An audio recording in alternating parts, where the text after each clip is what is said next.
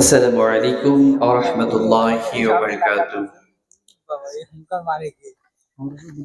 আলহামদুলিল্লাহ নাহমাদুহু ওয়া নাস্তাঈনুহু ওয়া নাস্তাগফিরুহু ওয়া নাউযু বিল্লাহি মিন শুরুরি আনফুসিনা ওয়া মিন সাইয়্যাতি আ'মালিনা মান ইয়াহদিহিল্লাহু ফালা মুদিল্লা লাহু ওয়া মান ইউদ্লিলহু ফালা হাদিয়া লাহু।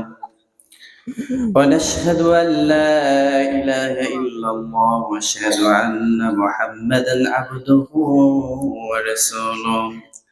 أعوذ بالله من الشيطان الرجيم.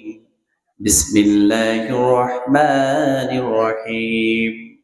اقرأ باسم ربك الذي خلق خلق الإنسان من علق. صدق الله العلي العظيم. طلب العلم فريضة على كل مسلمين والمسلمات.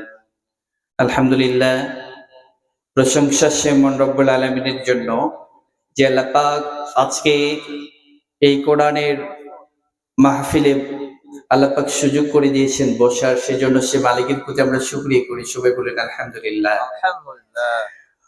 আমি আল্লাহর কাছে বিশেষভাবে একটু আলাদাভাবে শুকর করছি।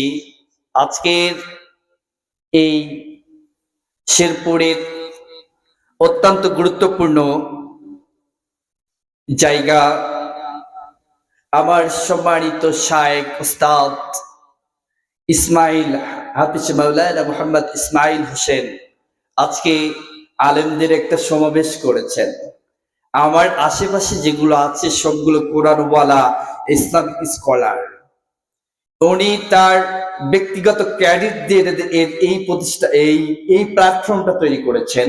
এই জন্য আমি মালিকের কাছে থ্যাঙ্কস জানাই যে আল্লাহ পাক রব্বুল আলামিন তার এই এলেম, যোগ্যতা, দক্ষতা, ব্যক্তিত্ব আল্লাহ পাক রব্বুল আলামিন আরো বাড়িয়ে দিন, বলুন সুবহানাল্লাহ।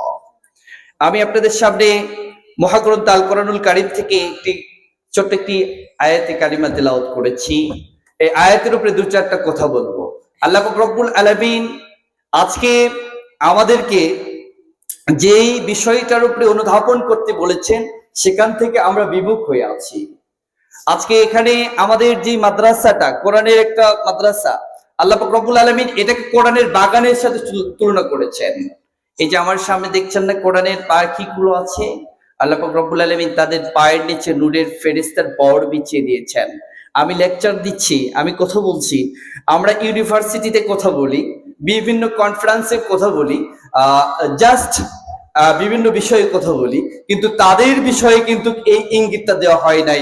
কাদের বিষয়ে ইঙ্গিত দেওয়া হয়েছে? যারা পবিত্র কোরআনুল কারীম পড়ে তাদের বিষয়ে কিন্তু আল্লাহ রব্বুল আলামিন এই মেসেজটা দিয়েছেন। রাসূল সাল্লাল্লাহু আলাইহি ওয়াসাল্লামের হাদিস থেকে প্রমাণ হয়েছে।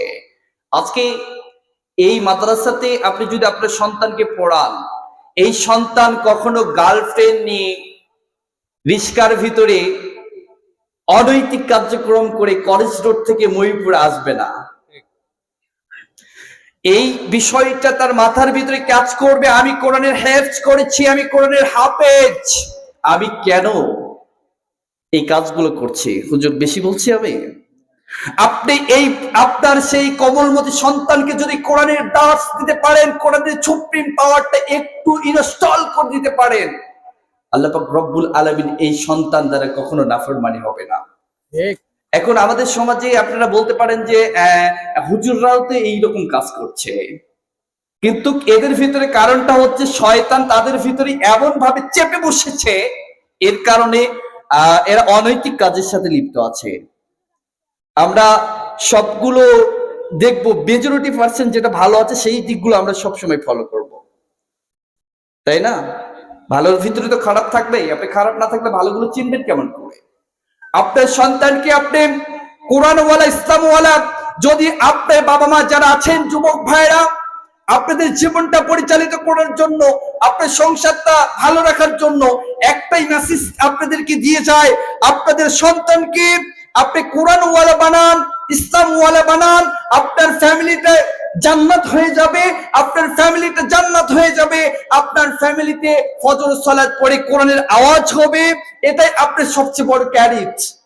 আপনি বিসিএস ক্যাডার হয়েছেন, মূল্যায়ন আছে? আল্লাহ পাকের কাছে মূল্যায়ন আছে? আপনি সবচেয়ে বড় ডিগ্রিধারী অর্জন করলেন।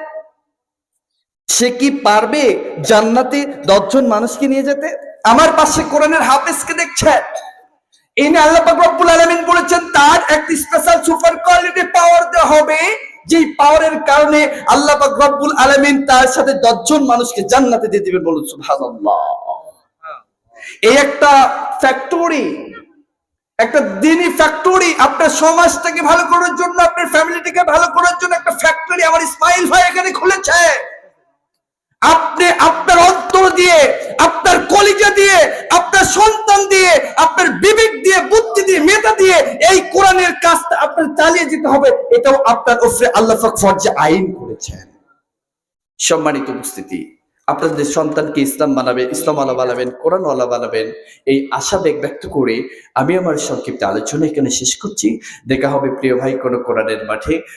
আমার জন্য দোয়া করবেন, আমি আপনাদের জন্য দোয়া করে আমি বিদায়।